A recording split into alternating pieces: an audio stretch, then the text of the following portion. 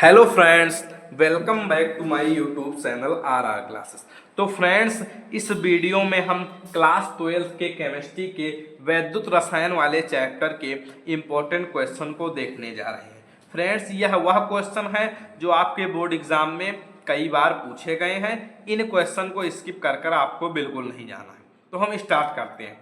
सबसे पहला हमारा क्वेश्चन है कि मानक इलेक्ट्रोड विभव से आप क्या समझते हैं, यानी मानक इलेक्ट्रोड विभव किसे कहते हैं या उससे आप क्या समझते हैं। इस तरीके से क्वेश्चंस आएंगे। तो मानक इलेक्ट्रोड विभव को समझने से पहले आप इलेक्ट्रोड विभव को समझिए। पहले आप देखिए, यहाँ पर ये हमारा कोई पात्र है। इस पात्र में हमने एक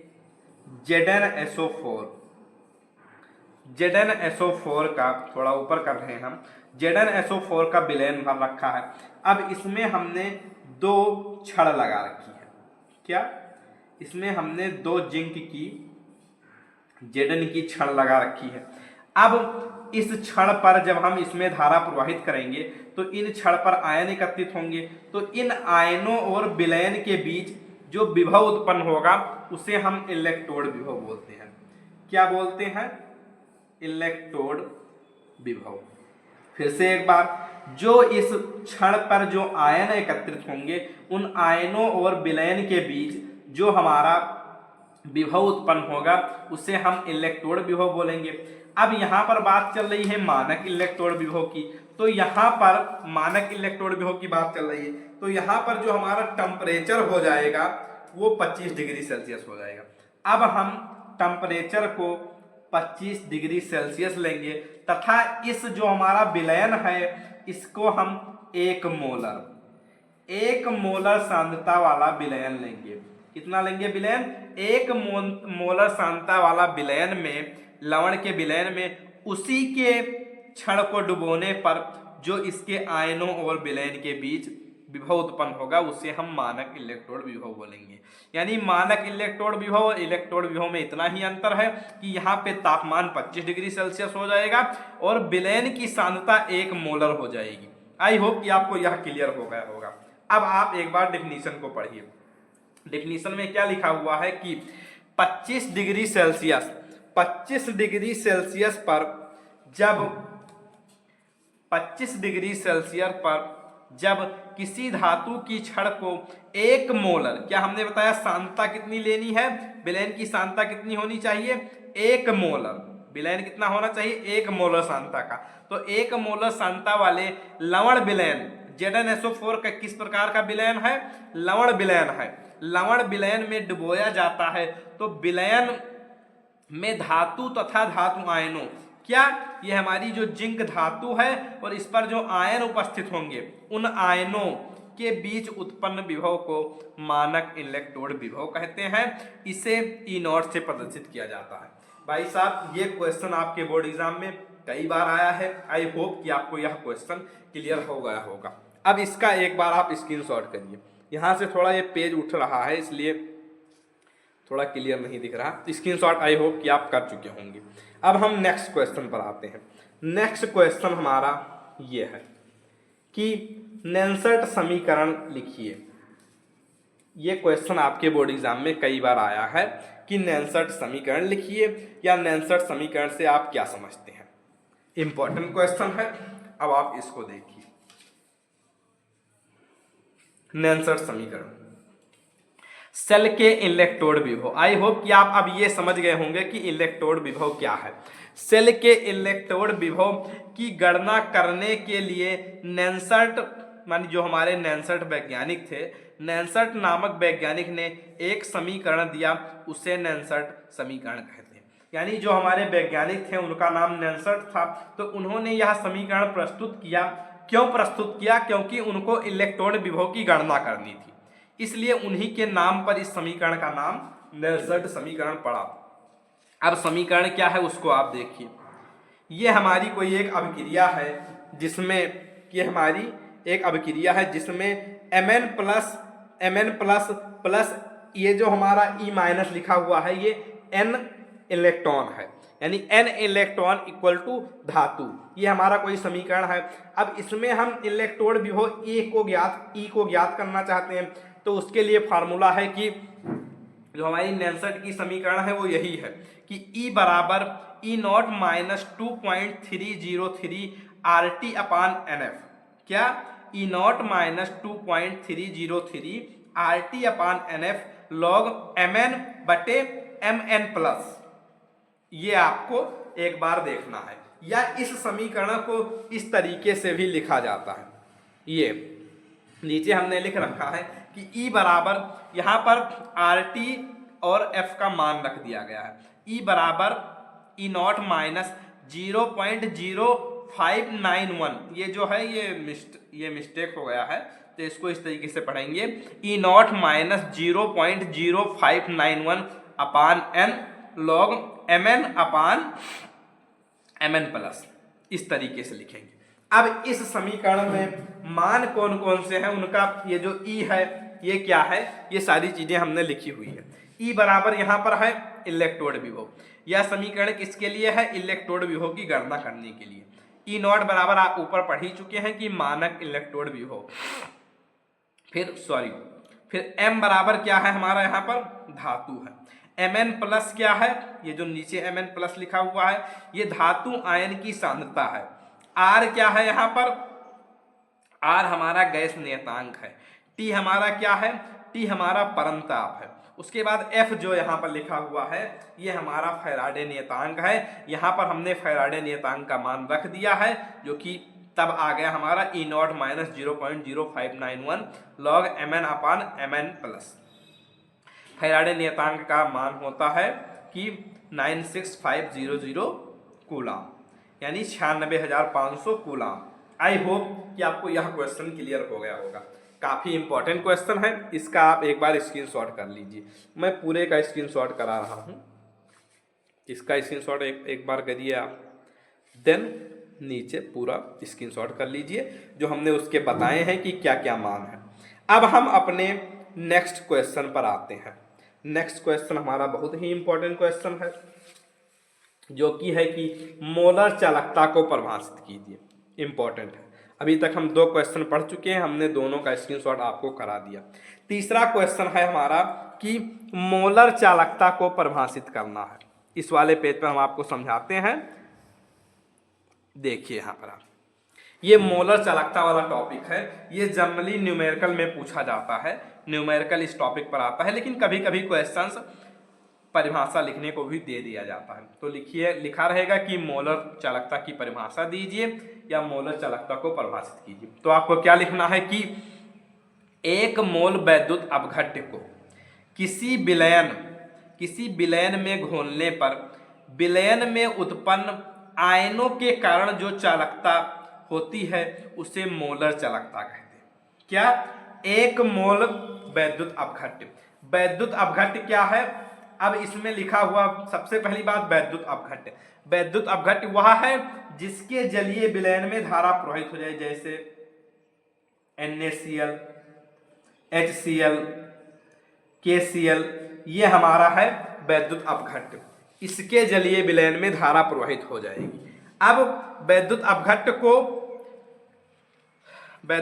को किसी विलयन में घोलने पर उत्पन्न आयन, अब इसमें जो ये NaCl को जब हम विलयन में NaCl का विलयन बनाए हैं उसको जब हम घोलेंगे तो ये अपने धातु आयनों में टूट जाएगा, Na प्लस Cl माइनस, इस तरीके से। तो उन आयनों के कारण जो चालकता उत्पन्न होती है उसे हम मोलर चालकता कहते हैं। और मोलर चालकता को हम मतलब तनुता M से प्रदर्शित करते हैं। इसे हम इनफाइनाइट M पढ़ते हैं जिसे मोलर चालकता कहते हैं। अब मोलर चालकता, इस वाले फार्मूले पर आपके बोर्ड एग्जाम में कई बार क्वेश्चंस आए हुए हैं। ये इंपॉर्टेंट फार्मूला, इसको देखिए कि मोलर चालकता बराबर होता है K इंटू 1000 अपान M, जहां पर K बराबर है हमारा विशिष्ट चालकता जिसे हम कप्पा भी बोलते हैं, और M बराबर क्या है हमारा विलयन की मोलर सांद्रता। मोलर सांद्रता क्या है? आगे हमने बताया है कि विलयन की सांद्रता 1 मोलर होनी चाहिए, उसे हम मोलर सांद्रता बोलेंगे, और ये डेल्टा M क्या है हमारा मोलर चालकता। इस फॉर्मूले को आप अच्छे से याद कर लीजिए, इसका समझ लीजिए कि इसमें कौन कौन सी चीज़ें क्या क्या हैं। इस पर न्यूमेरिकल आपके बोर्ड एग्जाम में पूछे जाते हैं। अब हम नेक्स्ट क्वेश्चन पर आते हैं, तब तक के लिए मैं थोड़ा पानी पी लेता हूं। आप इसका स्क्रीनशॉट कर लीजिए। आई होप कि आप अभी तक उसका स्क्रीनशॉट कर चुके होंगे। अब हम नेक्स्ट क्वेश्चन को स्टार्ट करते हैं, जो कि हमारा बहुत इंपॉर्टेंट क्वेश्चन है। स्क्रीनशॉट करने के लिए मैं एक बार पेज को थोड़ा नीचे कर रहा हूँ, ये देखिए, स्क्रीनशॉट करिए। अब हम अपने नेक्स्ट क्वेश्चन को स्टार्ट करते हैं। नेक्स्ट क्वेश्चन हमारा बहुत ही इंपॉर्टेंट है कि फैराडे का वैद्युत अपघटन का नियम। आपके बोर्ड एग्जाम का कोई भी ऐसा पेपर नहीं है जिसमें ये क्वेश्चन पूछा ना गया। सभी पेपर में, सभी सेट में ये क्वेश्चन जरूर पूछे जाते हैं कि फैराडे का वैद्युत अपघटन का नियम लिखिए। ये वाला पेज मैं हटा देता हूँ जो हमने समझाने के लिए लगाया है। समझाना होगा तो हम तुरंत वो पेज ले आएंगे। स्टार्ट करते हैं। फैराडे के वैद्युत अपघटन का नियम, ये बड़े में भी क्वेश्चन आता है, 4 नंबर में भी आ सकता है। सबसे पहले आप लिखेंगे कि फैराडे ने वैद्युत अपघटन संबंधी 2 नियम दिए। कितने नियम दिए हैं भाई साहब? 2 नियम दिए हैं इन्होंने वैद्युत अपघटन संबंधी। पहला नियम इनका क्या कहता है? प्रथम नियम कि वैद्युत अपघटन के समय, भाई साहब किसी पदार्थ का अगर वैद्युत अपघटन हो रहा है तो वैद्युत अपघटन के समय इलेक्ट्रोड पर उन्मुक्त हुई पदार्थ की मात्रा उसमें प्रवाहित आवेश के मात्रा के अनुक्रमानुपाती होती है। अनुक्रमानुपाती का चिन्ह आप जानते हैं कि क्या है? मुक्त हुई पदार्थ की मात्रा यानी कि W अनुक्रमानुपाती होती है आवेश के। Q को आप स्मॉल भी लिख सकते हैं, कैपिटल भी। जनरली हम स्मॉल से लिखते हैं। तो हमने यहाँ पर लिख रखा है कि Q समानुपाती है या अनुक्रमानुपाती है, W अनुक्रमानुपाती है R के। फिर जब आप जानते हैं, आपने क्वेश्चन पढ़ रखा है कि Q बराबर होता है I × T, तो उसका मान हम यहाँ पर रख देंगे। तो एक नियतांक आ जाएगा Z एक हमारा नियतांक आ जाएगा, जिसे हम रासायनिक तुल्यांक बोलते हैं। क्या बोलते हैं? रासायनिक तुल्यांक। Z को हम क्या बोलते हैं? रासायनिक तुल्यांक। आई होप कि आपको पहला नियम क्लियर हो गया होगा कि W बराबर ZIT हमारा होता है। यहाँ पर हमने ब्रैकेट नहीं लगाया है, उसको आप जरूर लगाएंगे इस तरीके से। अब हम अपने नेक्स्ट नियम पर आते हैं। दूसरा नियम इन्होंने जो दिया वो भी बहुत इंपॉर्टेंट है कि द्वितीय नियम को हम पढ़ते हैं कि यदि क्या है? यदि समान वैद्युत धारा समान समय के लिए भिन्न भिन्न वैद्युत अपघट्य में प्रवाहित की जाती है तो इलेक्ट्रोड पर मुक्त पदार्थ की मात्रा तुल्यांकी भारों के समानुपाती होती है। भाई साहब एक हमारा यहाँ पर वैद्युत अपघट्य यहाँ पर है, एक वैद्युत अपघट्य यहाँ पर है। यहाँ पर मान लीजिए हमारा KCl है, यहाँ पर हमारा NaCl है। अगर इसमें ये हमारा एक वैद्युत अपघट्य है, ये हमारा दूसरा वैद्युत अपघट्य है, अगर इसमें समान विद्युत धारा, यानी मान लीजिए इसमें हम 10 एम्पियर की विद्युत धारा प्रवाहित कर रहे हैं और इसमें में भी हम 10 एम्पियर की विद्युत धारा 10 मिनट के लिए प्रवाहित कर रहे हैं, तो दोनों में जो पदार्थ की मात्रा मुक्त होगी वो उसके भारों के समानुपाती होगी। तो यहाँ पर हमने लिख रखा है कि W1 समानुपाती है E1 के। E क्या है यहाँ पर?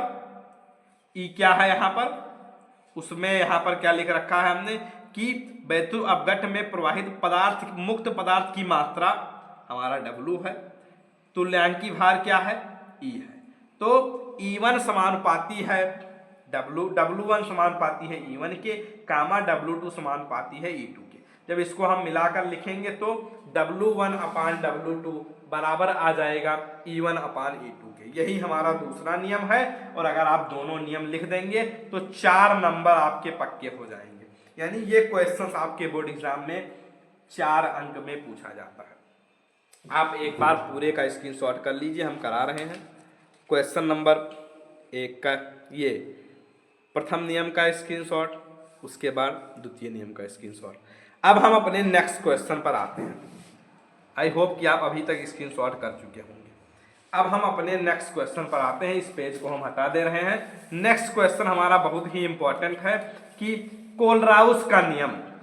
भाई साहब बहुत मोस्ट इंपॉर्टेंट क्वेश्चन है, इसमें कुछ कहने की जरूरत ही नहीं है। इस क्वेश्चन में कुछ कहने की जरूरत ही नहीं है कि यह क्वेश्चन कितना इंपॉर्टेंट है। क्या है क्वेश्चन कि कोलराउस का नियम लिखिए और इसका अनुप्रयोग भी लिखिए। बहुत इंपॉर्टेंट क्वेश्चन है। देखिए आप एक बार, कोलराउस का नियम। कोलराउस का नियम क्या कहता है कि अनंत तनुता पर, क्या अनंत तनुता पर, देखिए हम आपके लिए कितना मेहनत कर रहे हैं। ये सारे कंटेंट लिखने में, तैयार करने में बहुत समय लगता है, तो आप वीडियो को एक लाइक तो कर ही दीजिए और अपने फ्रेंड के पास भी सब्सक्राइब कर दीजिए, अपने फ्रेंड के पास भी शेयर कर दीजिए, वीडियो को लाइक कर दीजिए, चैनल को सब्सक्राइब कर दीजिए। तो हम स्टार्ट करते हैं। कोलराउस का नियम क्या कहता है कि अनंत तनुता पर वैद्युत अपघट्य की मोलर चालकता। आई होप कि आप मोलर चालकता का मतलब समझ रहे होंगे, वैद्युत अपघट्य का मतलब समझ रहे होंगे कि ऐसा विलयन जिसके, ऐसा मतलब लवण जिसके विलयन में विद्युत धारा प्रवाहित हो जाए उसे हम वैद्युत अपघट्य कहते हैं। और मोलर चालकता की परिभाषा हमने आगे सबसे पहले बता ही दी है। अब अनंत तनुता पर वैद्युत अपघट्य की मोलर चालकता विलयन में उपस्थित धनायनों तथा ऋणायनों की मोलर चालकताओं के योग के बराबर होती है। क्या है आप देखिए कि इन्फिनिटी ऑफ NaCl, हमने यहाँ पर वैद्युत अपघट्य के रूप में NaCl लख रखा है, तो NaCl की मोलर चालकता अनंत तनुता पर, यहाँ अनंत लिखा हुआ है, तो अनंत तनुता पर NaCl की मोलर चालकता बराबर होगी क्या कि मोलर चालकता ऑफ Na का मतलब है सोडियम, यानी प्लस के, ये हमारा धनायन है, मोलर चालकता ऑफ सोडियम धनायन प्लस मोलर चालकता ऑफ क्लोरीन जो कि हमारा ऋणायन है, यानी धनायन की मोलर चालकता और ऋणायन की मोलर चालकता, फिर दोनों को हमने प्लस कर दिया, इसके योग के बराबर होगी, हम इन दोनों के योग के बराबर होगा हमारा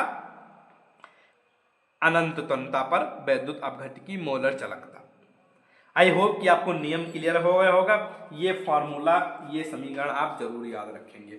अब इसका उपयोग हम देख लेते हैं कि भाई साहब इसका उपयोग क्या है। सबसे पहले हम इसका अनुप्रयोग वियोजन की कोटि ज्ञात करने में करते हैं। किसका? कोलराउस के नियम का अनुप्रयोग हम वियोजन की कोटि ज्ञात करने में करते हैं। अब वियोजन की कोटि कैसे ज्ञात की जाती है? वियोजन की कोटि को हम अल्फा से प्रदर्शित करते हैं। किससे करते हैं? अल्फा से। वियोजन की कोटि को हम अल्फा से प्रदर्शित करते हैं। ठीक है, तो अल्फा बराबर हमारा होता है, अल्फा बराबर क्या होता है कि किसी सांद्रता पर मोलर चालकता, किसी सांद्रता पर मोलर चालकता अपान अनंत तनुता पर मोलर चालकता। सी का मतलब है सांद्रता, तो अल्फा बराबर किसी सांद्रता पर मोलर चालकता बटे अनंत तनुता पर मोलर चालकता। बोलते बोलते थोड़ा मुंह सूख जाता है, इसलिए हम पानी रखे हैं, हम बार बार पानी पी रहे हैं, आपके लिए कंटेंट तैयार कर रहे हैं। ये सारे क्वेश्चन आपके बोर्ड एग्जाम में जरूर पूछे जाएंगे, इसलिए आप इसको बहुत अच्छे से तैयार करिए। तो अनंत किसी सांद्रता पर मोलर चालकता बटे अनंत तनुता पर मोलर चालकता वियोजन की कोटि होती है। परिभाषा भी बन सकती है कि किसी सांद्रता पर मोलर चालकता को हम अनंत तनुता पर मतलब बटे अनंत तनुता पर मोलर चालकता को हम वियोजन की कोटि कहते हैं। अब हम अपने नेक्स्ट क्वेश्चन पर आते हैं। अल्फा बराबर वियोजन की कोटि, ये सारी चीजें हमने यहाँ पर लिख रखी है। ये कंटेंट कल रात से ही हम तैयार कर रहे हैं और अभी सुबह तक लिखे हैं, देन हम वीडियो बना रहे हैं। नेक्स्ट क्वेश्चन हमारा बहुत ही इंपॉर्टेंट है। ये जो हमारा क्वेश्चन है कि ईंधन सेल वाला टॉपिक 2023 में कट गया था। क्या? ये जो हमारा ईंधन सेल वाला टॉपिक है ये 2023 में कट गया था। इस बार 24 में पढ़ना था और 25 में, तो इस बार आपको ये नया टॉपिक पढ़ना है, पढ़ना पड़ेगा। इसलिए ये नया टॉपिक जुड़ा है तो इससे क्वेश्चंस भी जरूर आएंगे बोर्ड एग्जाम में। किस प्रकार के क्वेश्चन आते हैं कि ईंधन सेल किसे कहते हैं, इसका उपयोग लिखिए।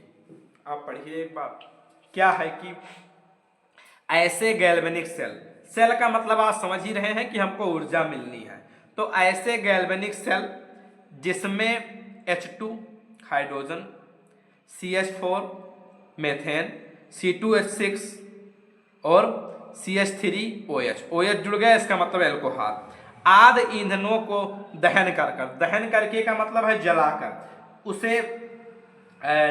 उसे विद्युत ऊर्जा में बदला जाता है। यानी जो हमारे ये सब ईंधन है, जैसे हमारा ये H2 है, CH4 है, C2H6 है, CH3OH है, इसको जलाकर हम विद्युत ऊर्जा में बदलते हैं, इसे ईंधन सेल कहते हैं। यानी इन सारी चीजों को जलाकर अगर हम विद्युत ऊर्जा में बदलेंगे तो इसे ईंधन सेल बोलेंगे। अब इसमें कुछ चीजें थोड़ा और लिख देनी है संतुष्टि के लिए कि इसमें छिद्रित कार्बन इलेक्ट्रोड होते हैं। वहां पर हमने जिंक का जो इलेक्ट्रोड किया था वो छिद्रित नहीं था, इसमें छिद्रित कार्बन इलेक्ट्रोड होते हैं जिनमें प्लेटिनम का महीन चूर्ण होता है। क्या जो छिद्र होते हैं हमारे, हमने इसका चित्र बना रखा है, हम एक बार आपको दिखा रहे हैं नेक्स्ट पेज में।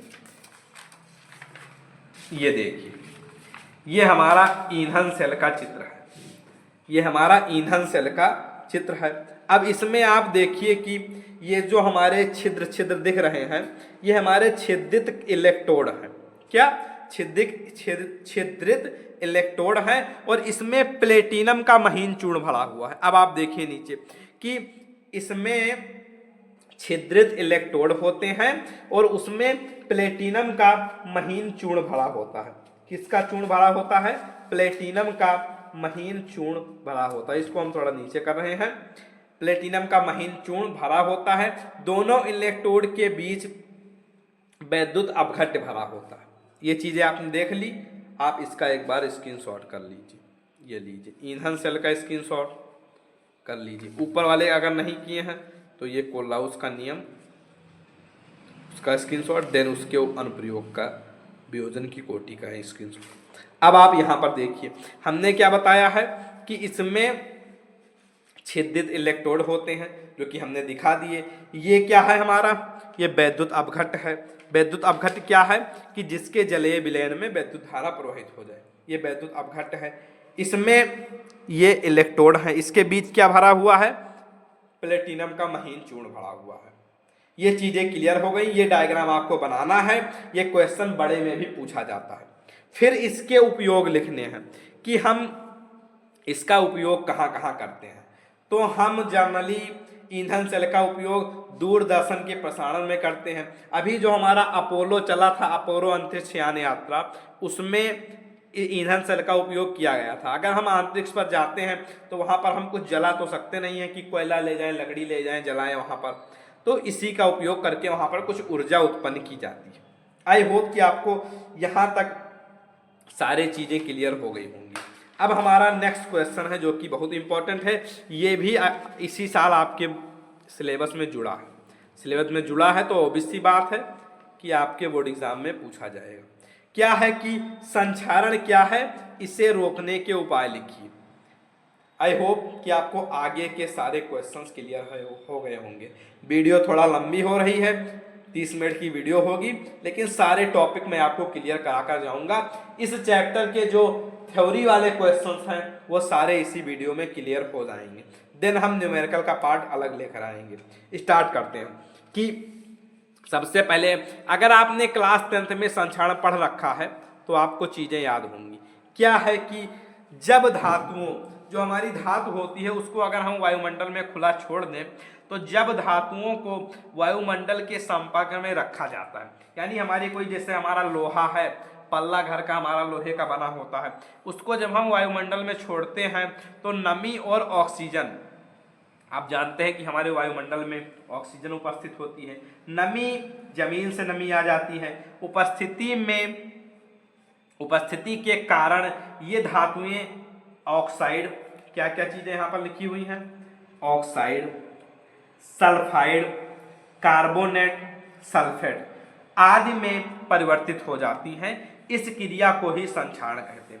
संक्षारण किसे कहते हैं कि जब हमारी धातु जो है वो ऑक्सीजन या और नमी के संपर्क में आकर अपने ऑक्साइड, सल्फाइड, कार्बोनेट आदि में परिवर्तित हो जाती है तो उसे हम संक्षारण कहते हैं। अब इसके रोकने के पहली बात इसमें एग्जाम्पल क्या क्या है। एग्जाम्पल जैसे लोहे पर जंग लगना। भाई साहब आपने घर पर देखा ही होगा कि आपके लोहे के पल्ले में जंग लग गया। भाई साहब खिड़की में लोहे की खिड़की बनी है उसमें जंग लग गया। चांदी का काला होना, आपने अपने मम्मी के पायल में देखा होगा कि उसमें काला काला कुछ जम जाता है, ये भी संक्षारण कहते हैं। पीतल का हरा होना, जैसा कि आपके घर में पीतल का जनरली लोग पीतल के लोटे से जल चढ़ाते हैं सूर्यदेव भगवान को, तो उसमें में भी हरा हरा कुछ जम जाता है। ये सारे हमारे संक्षारण के उदाहरण हैं। अब इसको रोकने के कुछ उपाय। संक्षारण को रोकने के निम्न उपाय हैं। नंबर 1, धातु पर पेंट लगाकर। इस संक्षारण को रोकने के लिए जनरली सरकार हर साल लाखों रुपए खर्च करती है। आपने अपने घर में भी देखा होगा कि अगर आपके छत की रेलिंग लोहे की है या आपके घर का पल्ला दरवाजा कुछ भी लोहे का है तो उसमें तो उसमें हर साल पेंट लगानी पड़ती है, हर साल उसको पेंट करना पड़ता है, उसमें में भी खर्चा आता है।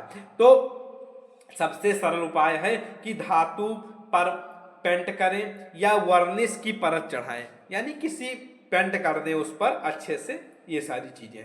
दूसरा है तेल अथवा ग्रीस लगाकर। आपने जनरली मशीन के पुर्जों में देखा होगा कि उसमें हम ग्रीस लगाते हैं, नहीं तो वो रगड़ने लगता, मानी घिस जाता है लोहा और जंग तो उसमें लगेगा ही लगेगा। तीसरा पॉइंट है यसद लेपन कर कर। अब आप सोच रहे होंगे सर ये यसद लेपन क्या है।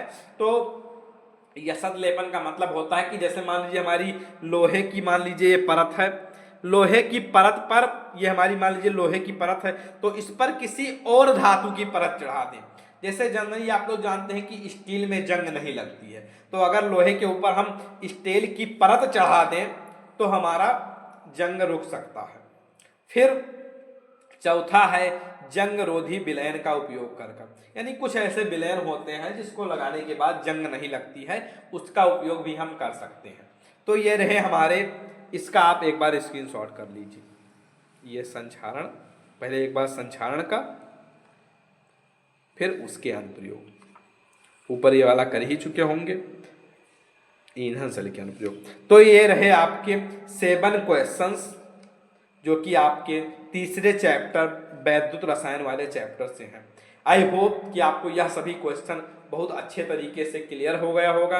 अगर आप हमारे चैनल पर पहली बार विजिट किए हैं तो आप चैनल को सब्सक्राइब कीजिए, वीडियो को लाइक कीजिए और अपने दोस्तों के पास भी शेयर कीजिए। हम इसी तरीके से आपकी बोर्ड परीक्षा होने तक आपके सभी चैप्टर के इम्पोर्टेंट क्वेश्चन को लाते रहेंगे। तो फिर मिलते हैं नेक्स्ट वीडियो में नेक्स्ट टॉपिक के साथ। तब तक के लिए बाय बाय, जय हिंद।